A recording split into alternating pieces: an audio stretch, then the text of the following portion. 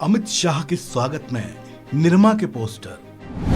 निरमा के पोस्टर में बीजेपी नेताओं की तस्वीर। बीआरएस के इन पोस्टर के पीछे मकसद क्या?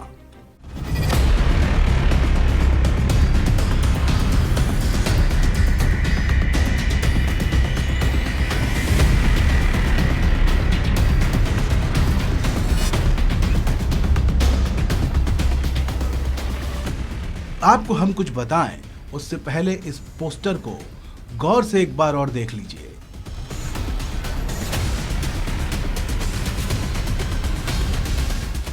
ऊपर से शुरू करिए और देखिए कि इस पोस्टर में सबसे पहले लिखा है वॉशिंग पाउडर निरमा।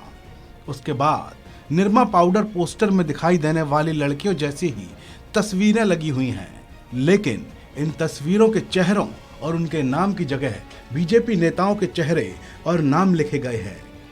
सबसे नीचे लिखा गया है वेलकम टू अमित शाह। दरअसल ये पोस्टर है हैदराबाद का, जहां जगह जगह पर इस तरह के पोस्टर देश के गृह मंत्री अमित शाह के स्वागत में लगाए गए हैं। ये पोस्टर लगाए गए हैं भारत राष्ट्र समिति यानी बीआरएस ने। पर इसका क्या मकसद है, इसे समझने के लिए पहले इस विज्ञापन को समझना जरूरी है। वॉशिंग पाउडर निरमा का टीवी विज्ञापन सभी ने देखा होगा। ये काफी लोकप्रिय भी हुआ था। इस विज्ञापन में गंदे कपड़े निरमा में डालने पर वो पूरी तरह से साफ होकर निकलते थे। इस विज्ञापन की ही तर्ज पर बीआरएस ने हैदराबाद में अमित शाह पर तंज कसते हुए पोस्टर लगवाए हैं, क्योंकि अमित शाह हैदराबाद सीआईएसएफ के स्थापना दिवस के कार्यक्रम में पहुंचे थे।